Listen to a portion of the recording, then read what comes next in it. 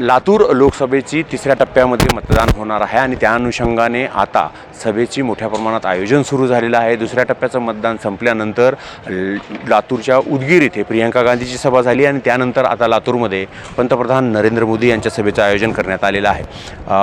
उद्या ही सभा लातूरजवळ असलेल्या ठिकाणी होणार आहे आणि त्यासाठी मोठ्या प्रमाणात तयारी करण्यात आलेली आहे। 35 एकरची जी जागा आहे ती स्वच्छ करून घेण्यात आलेली आहे आणि 4 लाख स्क्वेअर फीट इतक्या जागेवर जर्मन हँगर पद्धतीचा मंडप व्यवस्था करण्यात आलेली आहे। कारण सभा ही दुपारी असल्याकारणानं उन्हाचा पारा वाढतो, त्यावेळेस येणाऱ्या लोकांना त्याचा त्रास होऊ नये याची काळजी इथे घेण्यात आलेली आहे।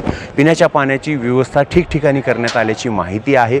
त्याच पद्धतीने वाहनं जी येणार आहेत त्यांच्या पार्किंगची व्यवस्थाही इथे करण्यात आलेली आहे। जे लोकसभेला येतील त्यांना कुठलीही अडचण होऊ नये याची खबरदारी भारतीय जनता पक्ष घेताना दिसतोय। त्याच पद्धतीनं सुरक्षा यंत्रणा मोठ्या प्रमाणात तैनात करण्यात आलेली आहे।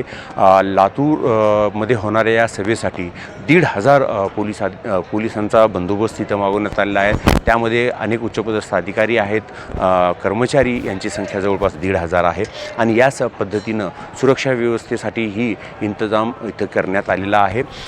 सभे दुपारी असल्याकारणानं लोकांना त्रास होऊ नये याची काळजी या ठिकाणी घेण्यात आलेली आहे आणि या सभेला लातूर आणि त्याच पद्धतीनं धाराशिव लोकसभा मतदारसंघातील जो औसा भाग आहे त्या भागातूनही लोक येणं अपेक्षित आहे आणि त्या अनुषंगाने ही तयारी इथे करण्यात आलेली आहे।